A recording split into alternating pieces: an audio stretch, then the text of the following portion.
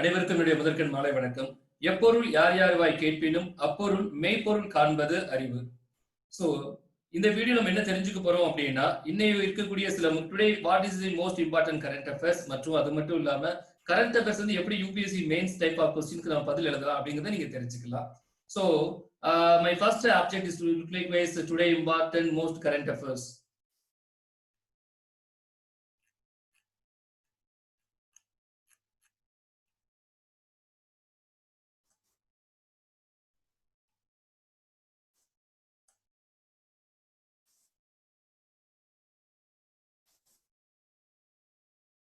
Yes, sorry for the inconvenience. News are very short today, so I'm sorry for that. There's no time to get a lot of the news today. Very short news today. Yes, first news that you know Nelson Mandela. That everyone should know about his name. So நம்ம Rajinikanth sir பேர் சொன்ன மாதிரி பிறக்கிற குழந்தையில இருந்து இறக்க போற வயசானவர் வரைக்கும் நெல்சன் மண்டேலா பேர் தெரியாம யாருமே இல்லை. இந்த மாதிரி ஒரு புரட்சிகரமான விஷயங்கள் பண்ணணும் அப்படின்னா நம்முடைய பிறப்பு எப்படி இருக்குன்னு தெரியல இல்ல. ட்ரை பண்ணி பார்க்கலாம். சரிங்க, first news. Nelson Mandela International Day or Mandela Day is observed on 18th July every year across the globe. The day is aimed to honor Nelson Mandela, South Africa first black president and Nobel Prize winner. A very short form of the Nelson Mandela. நேரம் கிடைச்சா time இருந்தா you should be everyone study about the biography of Nelson Mandela. Mahatma காந்தியோட பயோகிராஃபியும் படிங்க, Nelson மண்டேலாவோட பயோகிராஃபியும் படிங்க. லைஃப்ல ரொம்ப நிறைய விஷயங்கள் நம்மளால ஏர்ன் பண்ணிக்க முடியும். Yes, next news.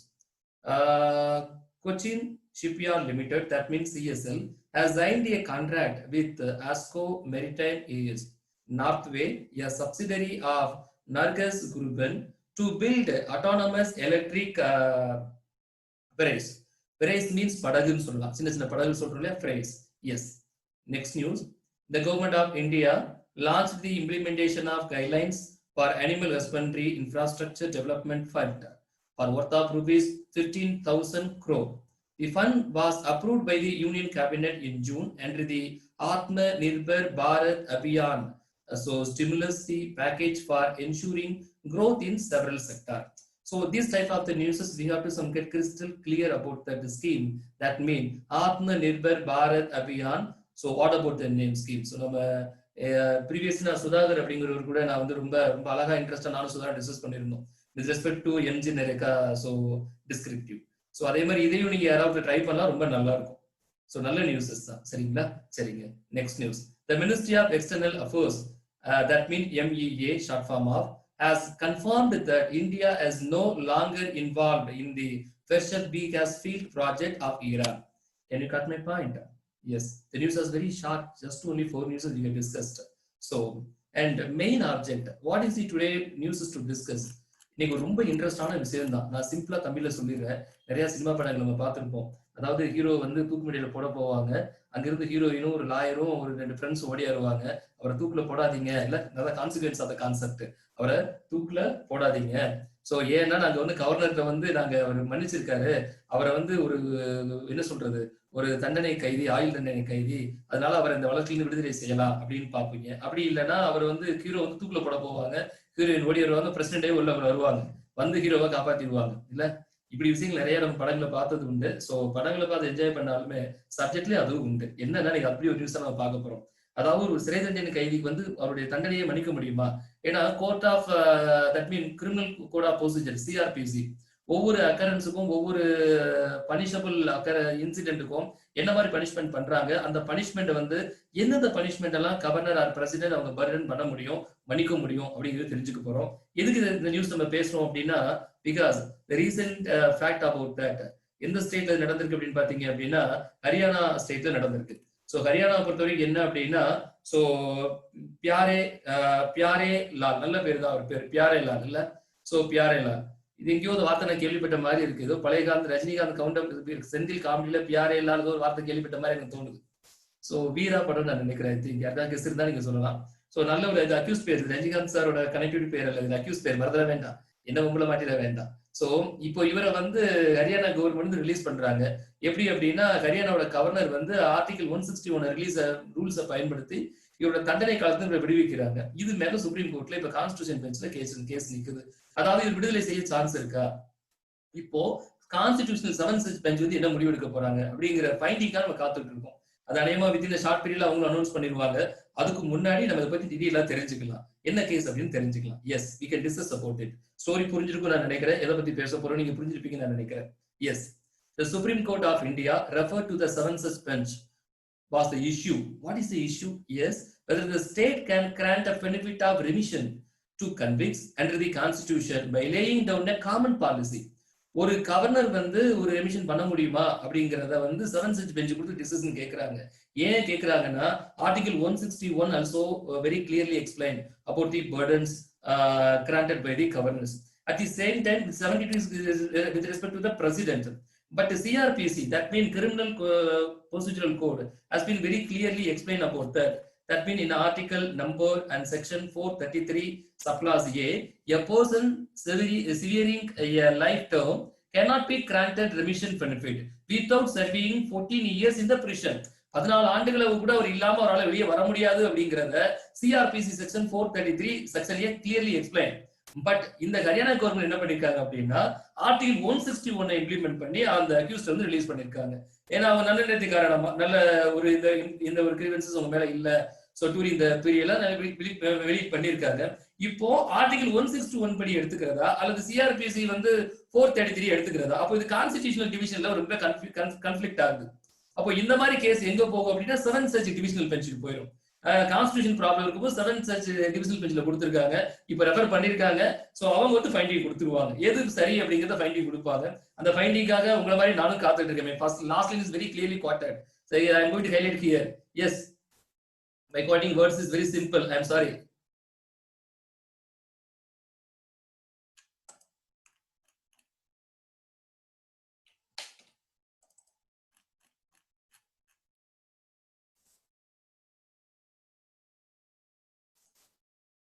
Yes, the quoting line is very simple. Last line also. Expecting finding from honorable 7 judge benches of Supreme Court look like you. உங்களை மாதிரி நானும் காத்துட்டு தான் இருக்கேன். சரிங்க, come to the point. என்ன இஷ்யூஸ்ங்கறத பார்க்கலாம். சரி, what is the present fact? As you look like a term, நம்ம மெத்தட் படி present fact என்ன? The legal issue has arisen before the Supreme Court that while hearing the bail plea of murder case convict Pyare Lal, the Supreme Court was told that Pyare Lal has been released from the jail after being granted the benefit of remission by the Haryana governor under the article 161 of Constitution as per the 2019 policy of the state government. Then we have to discuss what about the meaning and what is revealed about the section 161 with respect to the Haryana state government in the year of 2019. Yes, according to the policy, those entitled, that means the candidate or petitioners are accused. So those entitled to get relief included, what type of included, that means one by one I will discuss. Male convicts who have been sentenced for life in murder case and are 75 years of age. You should be note that very crystal clear point. Male convicts who have been sentenced for life in murder case and are 75 years of age and completed 8 years of sentence. இவங்களை நீங்க release பண்ணிக்கலாம். 8 ஆண்டுகள் அவங்க, அதாவது life இம்ப்ரிசன்மென்ட்ல murder கேஸ்ல வராங்க. Life இம்ப்ரிசன்மென்ட்ல வரவங்களுக்கு என்ன அப்படின்னா ஒரு வாழ்நாள் முழுக்க ஜெயில தான் கிடக்கணும் அப்படிங்கிற வரக்கூடிய ஒரு மேல் கேண்டிடேட் என்ன நம்ம பட்டன் கொடுக்கலாம் அப்படின்னா அவர் 75 வயசா இருக்கலாம், அல்லது வந்து அவர் ஒரு 8 வருஷமாவது தன்னை அனுபவிச்சிருந்தா அவரை நம்ம பர்டன் ஆக்டிவிட்டில ஆர்டிகல் 161 பயன்படுத்தி ஒரு பாஸ் பண்ணி நம்ம கவர்னர் மூலமா ரிலீஸ் பண்ணிக்கலாம் அப்படிங்கிறது தான் 161. At the same time, if it is a female, look likewise, if female, so convicts who have been sentenced for life in a murder case and are 65 years of age and completed 6 years of sentence, some such relaxation with respect to age and duration of the punishment period. So can you comment? This the point is very clear, crystal clear. But what happened in Haryana? So the Haryana governor has released the person, namely Pyare Lal. So subsequent to that, the case is made over to Supreme Court, and going to Supreme Court has analyzed that. What type of that analysis? That mean, what are the stands before the Supreme Court? இது எதுவும் தெரியாதமா highlight பண்ணிட்டு நினைக்கிறேன், எப்படி போக வைக்கிறதுன்னு தெரியல. நான் எவ்வளவு ட்ரை பண்றேன், என்னால முடியல. சரி பரவாயில்ல, இன்னைக்கு நீங்க மங்களகரமா மஞ்சள் கலர்ல பார்த்துட்டோம்னு நான் நினைக்கிறேன். சரிங்க. So what are the stands before the Supreme Court? Supreme Court பார்வையில் இப்ப என்ன நம்ம பார்க்கணும்? Yes, the larger bench will also look into whether the state can exercise such a power without placing fact and material of each case before the governor. Governor முன்னாடி fact and materials இல்லாம பண்ண முடியுமா அப்படிங்கறத தான் supreme court பாக்குறாங்க. So with respect to the cases, that mean Maruram case versus Union of India in the year of 1980. I'm sorry, என்னால quad பண்ண முடியல. இதெல்லாம் நடந்துருச்சு, அடுத்த வீடியோல கரெக்ட் பண்ணிக்கலாம். So கீழ நீங்க பார்த்தா தெரியும், Maruram case versus Union of India 1980. So the decision of the Supreme Court, that mean earlier cases, that mean rendered earlier cases, since the case of Maruram case versus Union of India 1980 shows that the relevant material must be placed before the governor in order to enable him to exercise the power under the 161. Failure on that count could result in passing cancel பண்றது, passing of the concerned orders of the remission. அந்த மன்னிப்பு கொடுத்து நீங்க cancel பண்ணிடுவோம். ஏன்னா you should be, that means you must be placed before the governor in order to enable him to exercise the power under 161. You must be produce the material. நீங்க material கண்டிப்பா produce பண்ணணும்னு சொல்றாங்க. But இந்த விஷயம் நம்ம என்ன தெரிஞ்சுக்கிறோம் அப்படின்னா, the Supreme Court noted that with respect to the Pyare Lal case என்னன்னு பாத்தீங்க அப்படின்னா, the Supreme Court noted that in the case of Pyare Lal, the Haryana government had placed no facts or material before the governor, and that the benefits was conferred by the executive itself in terms of the policy. So that's a shortfall in that. So இதனால அவங்க என்ன பண்றாங்கன்னா, இத supreme கோர்ட்டுக்கு 7th bench டிவிஷனுக்கு மாத்துறாங்க. இது வந்து constitutional ரெஃப்ளெக்ஷன்ல இருக்கு. சோ இத பார்த்துட்டு பதில் சொல்லுங்க அப்படி. So that the case has been made over to the 7th bench. So because the Supreme Court stand is very crystal clear that the state can exercise such a power without placing fact and material of such case before the governor. எந்த ஒரு விஷயங்கள் இல்லாம material இல்லாம fact இல்லாம அவரால பண்ண முடியுமா? ஆனா இதுக்கு முன்னாடி சுப்ரீம் கோர்ட் ஒரு கேஸ்ல பாத்தீங்கன்னா Maru Ram union versus union of India case வந்து பண்ண முடியாதுன்னு சொல்லியிருக்காங்க. Because relevant material must be பிளேஸ்ட்னு சொல்லியிருக்காங்க. சோ அதனால இப்போ சுப்ரீம் கோர்ட்டுக்கு இது மேட் ஓவர் ஆயிருக்கு. Yes, before 7th bench. 7th பெஞ்ச்ல என்ன சொல்றாங்க அப்படின்னா, உங்களுக்கு ஹைலைட் எடுத்தா பரவாயில்லன்னு நினைக்கிறேன். எனக்கு ஒரு டிஸ்டர்பன்ஸா இருக்கு, உங்களுக்கு கண்டிப்பா இருக்கும்னு நான் நினைக்கிறேன். இந்த வடிவு கவுண்டர் மிஸ் மாதிரி சத்திய சோதனையா இருக்கு உங்களுக்கு. எனக்கு அழகான பாயிண்ட் எல்லோ கலர் வந்து இந்த பாடா படுத்துது. சரி பரவாயில்ல, நீங்க இதோட தான் வாழ்ந்தாகணும் போலுங்க. நான் ஏதோ விட்டா ஏதோ ஆன் ஆகுது. I'm sorry. சரிங்க. சோ பிஃபோர் 7th bench முன்னாடி என்ன இருக்கு அப்படின்னு பாத்தீங்கன்னா, the larger bench will also look into that. Larger bench also look into that. Why? Because whether the excess of the granting remission of the state can override the requirement under the section 433 subclause A of the Code of the Criminal Procedure. So section 433 subclause A Code of Criminal Procedure governor rule வந்து overwrite பண்ணுமா பண்ணாதா, இந்த क्वेश्चनக்கு தான் 7th bench முடிவு சொல்லுவாங்க. So இது constitutional disputes also. So அதனால நாமளும் அது மேல வெயிட் பண்ணலாம். இந்த பிரச்சனையை புரிஞ்சிருப்பீங்கன்னு நான் நினைக்கிறேன். At the same time, we got to discuss about the constitutional point of view. So now the constitutional related matter. So we, as usual, we have to quote some constitutional point of view. So I will explain one by one. And what is the what are the article, that means 72 and 161. Yes, Article 72 and Article 161 empower the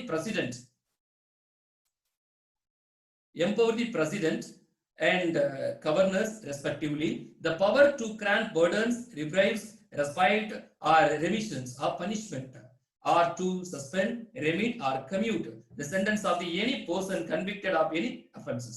Can you got my point? Yes, Article 72 with respect to the president and Article 160 with respect to the governors. So there is a special case also. The burdening power of the president extends to, how it extends to? Yes, look likewise, the punishment or sentence for an offense against a union law. Number first point. My second point, punishment or sentence is by a court martial. So that means military court நம்ம சொல்லலாம். Second point. Third point, punishment is a death sentence. Death sentence குறையக்கூடிய power யாருக்கு தான் கொடுத்திருக்கோம் அப்படின்னா பிரசிடென்ட்க்கு மட்டும் தான் இருக்கு. Yes, at the same time, the burdening power of the governor extend to that the sentence of any person convicted of any offenses against any such law நம்ம சொல்றோம். Yes, இது எவ்வளவு எக்ஸ்டெண்ட் பண்ணிருக்காங்க அப்படின்னா, the governor cannot burden against a death sentence and sentence of a court martial. So கோர்ட்ல military கோர்ட்ல வரக்கூடியதையோ அல்லது death sentence கூடிய தண்டனை குறைக்கிறதுக்கு கவர்னருக்கு அதிகாரம் இல்லை. பட் லைஃப் இம்ப்ரிசன்மென்ட் அதர் தென் இம்ப்ரிசன்மென்ட் குறைக்கிறதுக்கு அவருக்கு அதிகாரம் இருக்கு. Have you got my point? This is the constitutional point of view, and further one point is very clear. The scope of the burdening power of the president under the Article 72 is wider than the burdening power of the governor under the Article 161. Article 161ல ஈக்குவலா president கொடுத்திருந்தாலுமே அதை விட அதிகமா யாருக்கு கொடுத்திருக்கோம் அப்படின்னா கவர்னரை விட president அதிக பவர் கொடுத்திருக்கோம். Because the president has ultimate power, punishment is a death sentence, that means burdening. So, and also punishment or sentence is by the court of martial, that military court. Punishment or sentence for offense against the union law. So, can you cut my point? These are the discussions today. ரொம்ப யூஸ்ஃபுல்லா இருக்குன்னு நான் நினைக்கிறேன். Students யாரும் பேசினா பேசலாம். உங்களுக்கான சில கேள்விகள் மட்டும் இருக்கு, அதுவும் நான் டிஸ்கஸ் பண்ணிடலாம். யாராவது இருக்கீங்களா?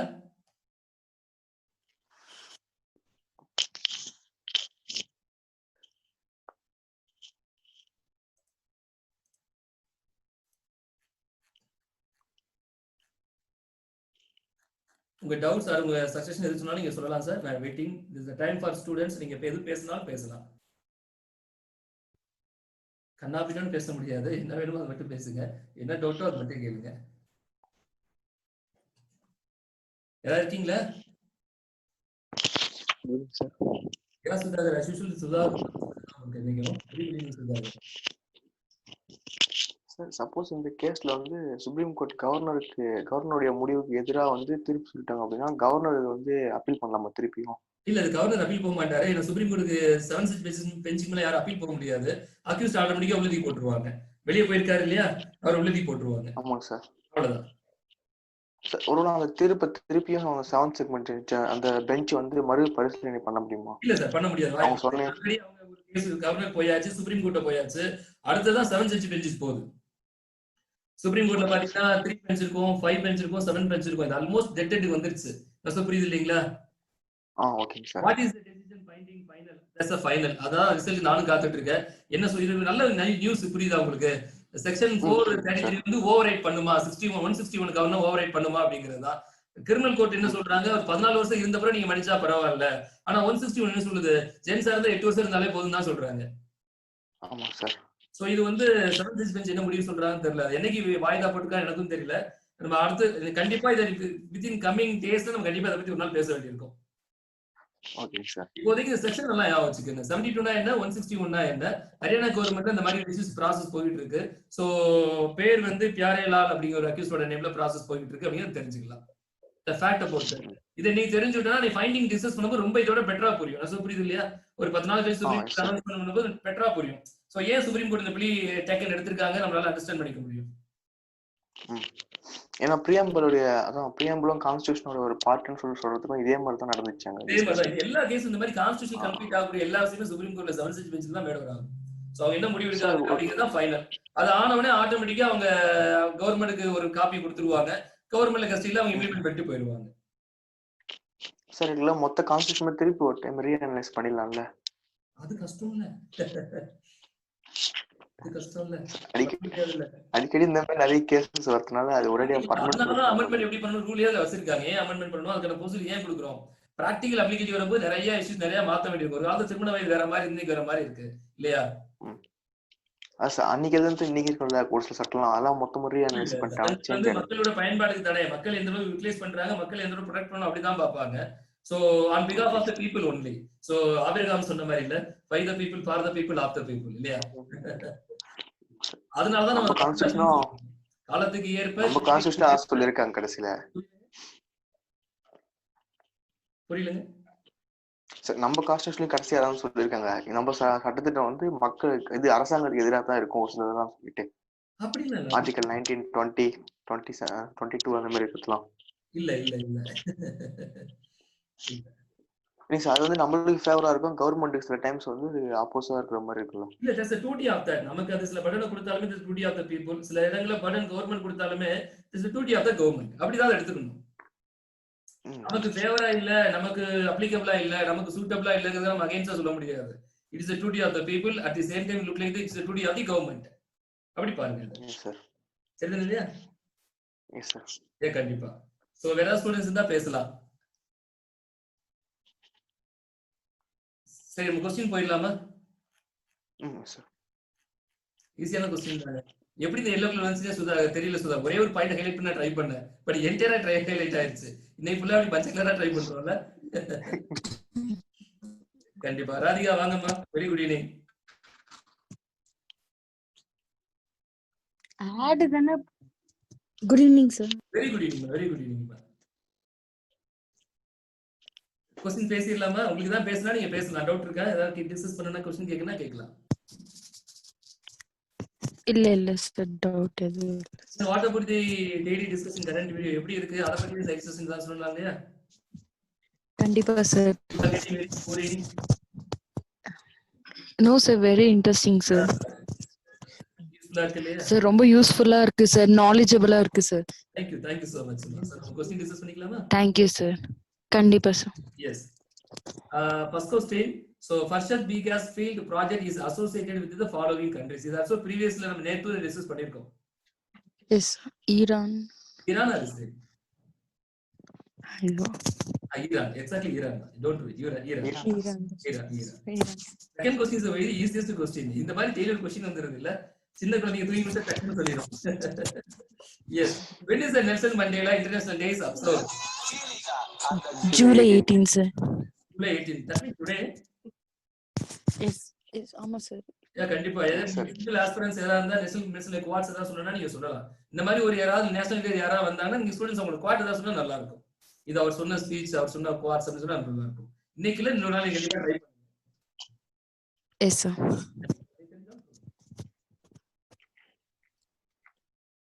Final question, very interesting questions also. எப்பவுமே கடைசி क्वेश्चन ட்விஸ்ட். நேத்து நல்ல கேள்வி பண்ண டிஸ்கஸ் பண்ண முடியாம போயிடுச்சு, டைம் பார் ஆயிடுச்சு இல்லையா? Yes.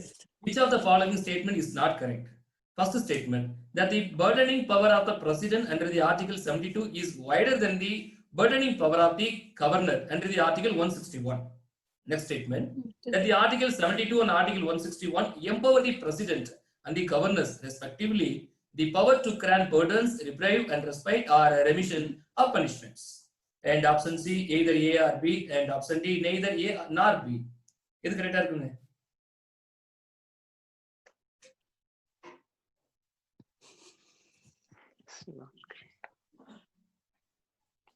Sir actually first point A option அது கரெக்ட் தானே சார்? கரெக்ட். அண்ட் செகண்ட் எடுத்தாலுமே செகண்ட் பாயிண்ட் தான் சார். அதான் சார் தப்பு இருக்கு. ஏன்னா ரெண்டு பேருமே வந்து ஈக்குவல் பவர்ன்ற மாதிரி சொல்லிருக்காங்க. பிகாஸ் நீங்க சொல்லிருக்கீங்க கவர்னர் விட பிரசிடென்ட்க்கு பவர் அதிகம். ஃபர்ஸ்ட் பாயிண்ட் சொல்றோம். அது கிளியரா ஃபர்ஸ்ட் பாயிண்ட் வந்து செகண்ட் பாயிண்ட்ல அந்த கிளியரன்ஸ் வரல. அதுல வந்து ஆர்டிகல் 72 161 எம்பவர் தி பிரசிடென்ட் ரெஸ்பெக்ட் ரெண்டு பேருமே ஒரே பவர்ன்ற மாதிரி சொல்லிருக்காங்க. கண்டிப்பா. அப்ப அதுல எந்த ஒரு ஸ்பெசிஃபிக் பண்ணலையா with respect to the life இம்ப்ரிஸ்மென்ட்டா அல்லது டெத் கேஸா எதுவுமே கொடுக்கல இல்லையா? அதாவது burdens are reprieve, respite and remission, the four angles are equal to common. பிரசிடென்ட்க்கும் கவர்னருக்கும் நாலுமே காமனா இருக்குது தான். The burden, reprieve, respite or remission with respect to the life imprisonment or with respect to the death case, that's a consequential twist. that's புரியுது இல்லையா? அதனால தான் life இம்ப்ரிஸ்மென்ட் பொறுத்த வரைக்கும் ரெண்டு பேருக்கு ஈக்குவல் ரைட்ஸ் கொடுத்திருக்காங்க.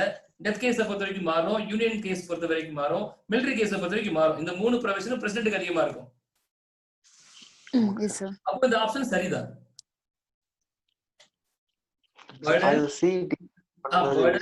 reprieve, respite or remission இந்த நாலுமே லைஃப் இம்ப்ரிஸ்மென்ட்க்கு ஈக்குவல் தான் இல்லையா? லைஃப் இம்ப்ரிஸ்மென்ட்ல வரக்கூடிய மன்னிப்புகளுக்கு, அதாவது வாழ்நாள் தண்டனை கிடைக்கக்கூடிய கைதிக்கு இது நாலுமே அப்ளிகபிள் ஆகும். இதை வந்து கவர்னர் நினைச்சாலும் கொடுக்க முடியும், பிரசிடென்ட் நினைச்சாலும் கொடுக்க முடியும்.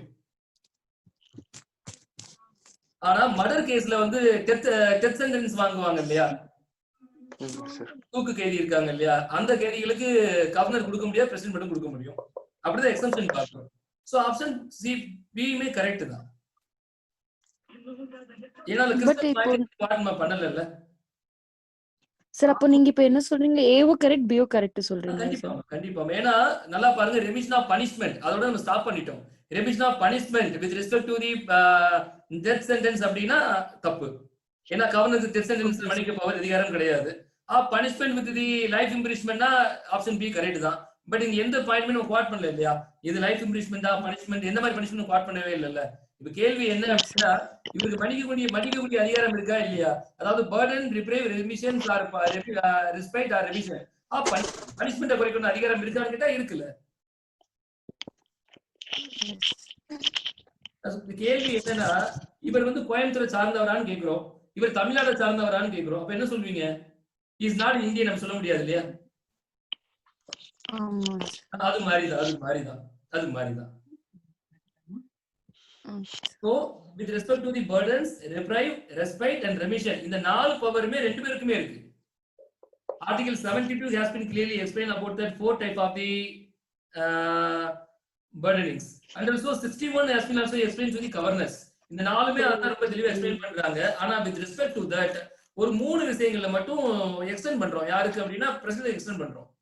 லுக் லைக் இஸ் எதுல அப்படின்னா நம்ம ஃபர்ஸ்டே டிஸ்கஸ் பண்ணது போல punishment or sentence for an offense against union law or the punishment or sentence is by the court or martial, that means military court, and punishment is death sentence. இது மூணு மட்டும் தான் அவர் எக்ஸ்டெண்ட் ஆகுது.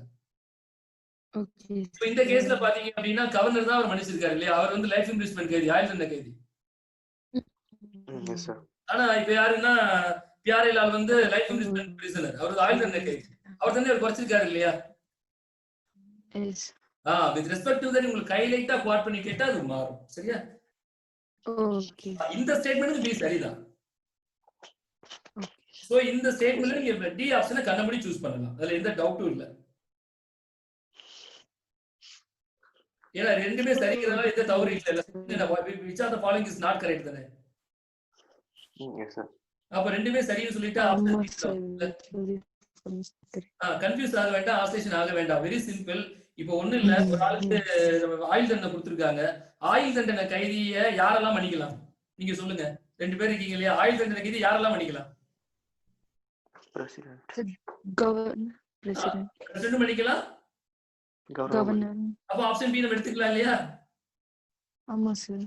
கண்டிப்பா அதுதான் point. நான் சொல்ல புரியுதா உங்களுக்கு? Okay sir. அதுதான் பாயிண்ட். அத பர்టిక్యులரா குறிச்சு கொடுத்திருந்தா மட்டும் தான் நம்ம சூஸ் பண்ண முடியாது. Okay sir. ஒரு டெத் சென்டென்ஸ் தூக்கு கைதி இருக்கு. அப்ப தூக்கு கைதியை வந்து அந்த தண்டனை யார் மன்னிக்க முடியும்? President sir. பிரசிடென்ட் மட்டும் தான் மன்னிக்க முடியும் இல்லையா? Yes sir. ஓ இந்த பி ஆப்ஷனை பொறுத்த வரைக்கும் பனிஷ்மென்ட் ஃபார் வாட் நம்ம சொல்லல. இந்த 4 ஆங்கிள் ரெண்டு பேருக்குமே பொருந்தும். Punishment with respect to that murder கேஸ்ல டெத் சென்டென்ஸ்ல மட்டும் கவர்னர் வர மாட்டாரு. யூனியன் லா விஷயத்திலே வர மாட்டாரு. சோ மிலிட்டரி கேஸ்லயே வர மாட்டாரு. புரியுதா? Okay sir. நவ கிளியர் ஆயிட்டீங்களா? Yes sir. எஸ். அத இடம் வாங்களே அது மாதிரி வச்சுக்கங்க. அத பொறுத்து எல்லாமே மாறிடும். கண்டிப்பா. It was nice talking with you everyone. So நாளைக்கு ஒரு நல்ல கரண்ட் டிஸ்கஷனோட நம்ம மறுபடியும் சந்திக்கலாம். ஏதாவது டவுட் இருந்தா நீங்க பேசலாம். எப்பவுமே கடைசி ஒரு 5 to 10 minutes நான் ஸ்டூடண்ட்ஸ் தான் ஒதுக்குறேன். நிறைய ஸ்டூடண்ட்ஸ் உள்ள வாங்க, உங்க டவுட்ஸை கேளுங்க, டிஸ்கஷன் பண்ணுங்க. உங்க நாலேஜ் கொஞ்சம் அப்டேட் ஆகிக்கும். எப்பவுமே நம்ம விவாதங்கள் பேசும்போது எல்லாருக்குமே நாலேஜ் இன்க்ரீஸ் ஆகும். இருக்க டெக்னாலஜி நல்லா பயன்படுத்துங்க. நான் இன்னைக்கு மார்னிங் கூட பேசும்போது சுதாகர் பேசிட்டு நினைக்கிறேன். எல்லாரும் கடிதம் எழுத பழக்கத்தை மறுபடியும் ஆரம்பிக்கலாம் அப்படின்னு சொல்லி. டெக்னாலஜி யூஸ் பண்ணலாம். நான் முடிவு பண்ணிட்டேன். ஆப் இருக்கு, நிறைய வீடியோஸ் இருக்கு, நம்ம யூஸ் பண்றோம். இதையும் நம்ம பண்ணுவோம். பட் நிறைய ஃபோன் பண்ணி பேசுறதுக்கு பதிலா எதெல்லாம் ஃபோன் பண்ணி பேசுவோம் அதெல்லாம் ஃபோன் பண்ணி பேசுவோம். எதெல்லாம் கடிதம் எழுதோ அதெல்லாம் கடிதம் எழுதலாம். ஒரு நல்ல அன்பு அப்பாவுக்கோ அம்மாவுக்கோ தெரியப்படுத்துறேன் அப்படின்னா ஃபோன் பண்ணி நல்லா இருக்கியாமான்னு கேட்கறத விட ஒரு கடிதம் வந்து இன்ட்ரெஸ்டா இருக்கும்ல. அத கடிதம் எழுதுற பழக்கத்தை மறுபடியும் கொண்டு வரலாம்னு நினைக்கிறேன். இல்ல ஒரு சாங் சொன்ன மாதிரி நலம் நலமறிய ஆவல் அப்படின்னு சொல்லி. ஏன் சுதார் நம்ம அதெல்லாம் பேசுவோம். ஆமா, டெக்னாலஜி எவ்வளவு யூஸ் பண்ணுவோம் அவ்வளவு யூஸ் பண்ணுவோம். அதுக்கு எதிரானவெல்லாம் நான் கிடையாது. அதே மாதிரி பல காலத்து விஷயம் கொஞ்சம் பயன்படுத்தலாமே இல்ல? நான் முடிவு பண்ணிட்டேன் சுதா, இந்த ஆடி மாசம் ரெடி பண்ணிடலாம் அப்படின்னு சொல்லி. முதல் லெட்டர் சுதாகருக்கும் ராதிகாவுக்கும் தான் வரப்போகுது. நல்லா இருக்கீங்களா, கொரோனால சரியா இருக்கீங்களா, படிக்கிறீங்களா, எப்படி இருக்கீங்கன்னு. அது வித்தியாசமா அனுபவம் வந்து அப்ப என்ன மறந்துடுவீங்க இல்லையா? ஒரு கடிதம் எழுதுனா ஞாபகம் ரொம்ப நாள் கையில இருக்கும்ல.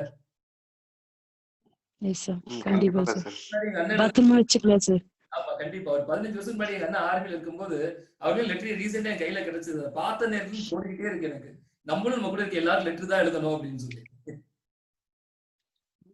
மறுபடியும் உறவுகள் எப்பயுமே வாழ்க்கையில் உண்மையானவர்கள். அவர்களால் நிறைய தொந்தரவு இருந்தாலுமே நமக்கு நிறைய நல்லதும் அவங்களாலதான் நடக்கும். சோ உறவுகளை வெறுக்க வேண்டாம், நேசியுங்கள்.